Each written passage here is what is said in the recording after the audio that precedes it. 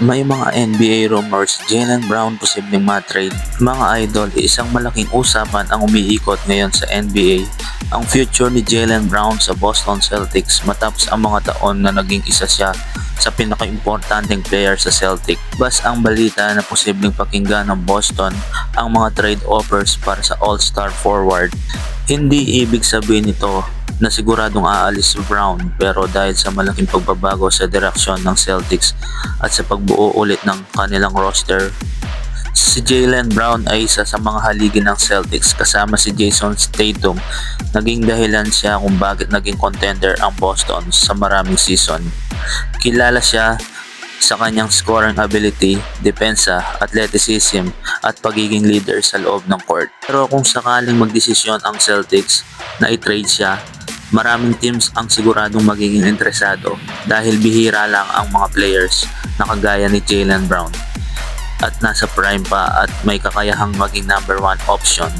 Mga posibleng dahilan kung bakit pinag-uusapan ng mga trade na ito: gustong baguhin ng Celtics ang kanilang future direction, o kaya ang malaking kontrata ni Brown kaya kailangan pag-isipan ang sarili flexibility niya, at posibleng gusto nilang makakuha ng maraming assets kapalit ng isang superstar.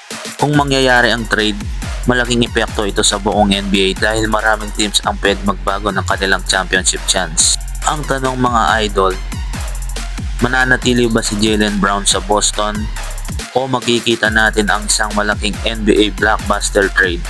Abangan natin dahil sa off-season isang galaw lang ng Celtics pwedeng magbago ang buong liga. Note mga idol, rumor pa lang ito, hindi ba kumpirmadong matatanggap o matutuloy ang trade.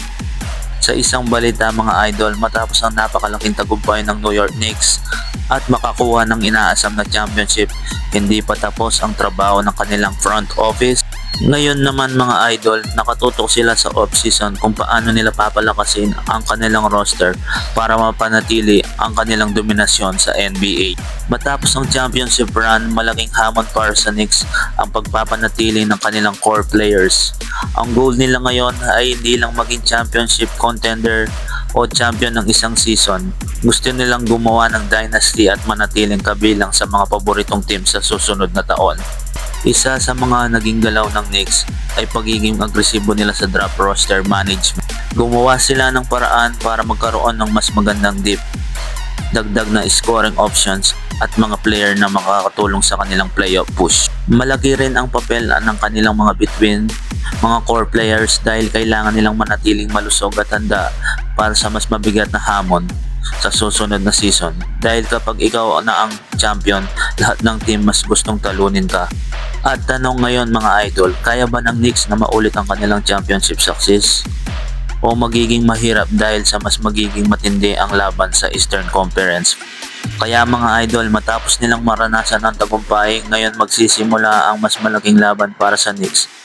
Ang patunayan na hindi lang sila one-time champion kundi isang tunay na powerhouse sa NBA.